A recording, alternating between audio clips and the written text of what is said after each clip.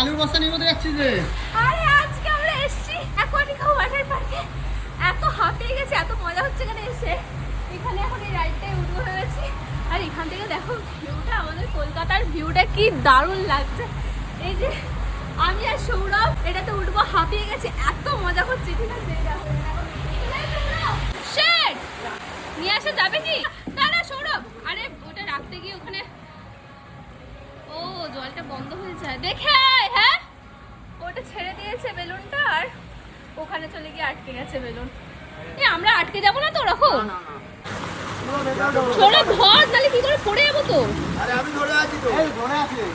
আমার ভয় লাগছে। এই তো আমি এখানে থাকনা দে, আমি পড়বি না। চল।